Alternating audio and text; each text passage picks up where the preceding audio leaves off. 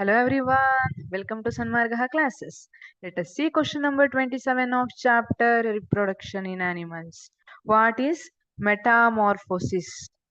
Metamorphosis ಅಂದ್ರೆ ಏನು ಅಂತ ಕೇಳ್ತಿದ್ದಾರೆ. ಸಿ ನೀವು ರಿವರ್ ಅಲ್ಲೆಲ್ಲ ನೋಡಿದ್ರೆ ಕೆಲವೊಂದು ಮೀನ್ ತರನೇ ಇರುತ್ತೆ, ಆದ್ರೆ ಕಂಪ್ಲೀಟ್ ಮೀನ್ ತರನೂ ಇರೋದಿಲ್ಲ. ಆ ತರ ಸ್ಪೀಶೀಸ್ ಅನ್ನ ನೋಡ್ತೀರಿ ಅಲ್ವಾ? ಹಾಗಿದ್ರೆ ಅದೇನು? ಅದು ಟ್ಯಾಡ್ಪೋಲ್ ಅಂತ ಕರಿತೀವಿ.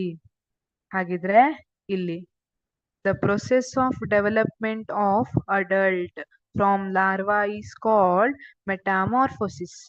ಇದು ಲಾರ್ವಾದಾಯ್ತು. ಈಗ ನಾವು ಟ್ಯಾಡ್ಪೋಲ್ ಅಂತ ಹೇಳಿದ್ನಲ್ಲ, ಟ್ಯಾಡ್ಪೋಲ್ ಇಂದ ಅಡಲ್ಟ್ ಫ್ರಾಗ್ ಆಗಿ ಟ್ರಾನ್ಸ್ಫಾರ್ಮ್ ಆಗೋದು, ಅದನ್ನ ಏನಂತ ಕರಿತೀವಿ? ಮೆಟಾಮಾರ್ಫೋಸಿಸ್.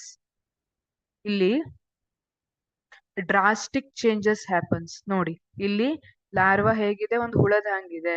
ಇದು ನೋಡಿದ್ರೆ ಇಲ್ಲಿ ಚಿಟ್ಟೆ ತರ ಕಾಣುತ್ತೆ. ಈ ಸ್ಟ್ರಕ್ಚರ್ಗೆ ಏನಾದ್ರೂ ಸಿಮಿಲಾರಿಟೀಸ್ ಕಾಣ್ತಿದೆ?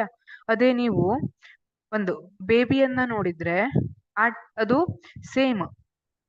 ದೊಡ್ಡದಾದ್ಮೇಲೆ ಉದ್ದ ಕೈ ಕಾಲೆಲ್ಲ ಬರ್ಬೋದು, ಬಟ್ ತಲೆ ಎಲ್ಲ ಎಲ್ಲಿರ್ತದಲ್ಲೇ ಇರ್ತದೆ. ಕಿವಿ, ಮೂಗು, ಕಣ್ಣು, ಕೈ, ಕಾಲು ಎಲ್ಲಿರ್ಬೇಕೋ ಅಲ್ಲೇ ಇರ್ತದೆ. ಆದ್ರೆ ನೀವು ಈ ಸ್ಟ್ರಕ್ಚರ್ ಅನ್ನ ನೋಡಿದ್ರೆ ಇಲ್ಲಿ ರೆಕ್ಕೆನೇ ಇಲ್ಲ, ಇಲ್ಲಿ ರೆಕ್ಕೆ ಬಂದ್ಬಿಟ್ಟಿದೆ ಅಲ್ವಾ?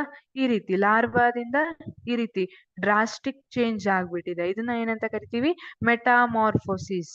The process of development of adult from larva is called metamorphosis. ನೋಡಿ, ಎಗ್ಗಿಂದ ಲಾರ್ವಾ ಆಯ್ತು, ಲಾರ್ವಾದಿಂದ ಇಲ್ಲಿ ಅಡಲ್ಟ್ ಆಗಿ ಕನ್ವರ್ಟ್ ಆಗಿದೆ.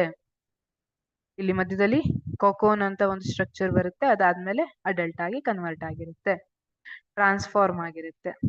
Thank you.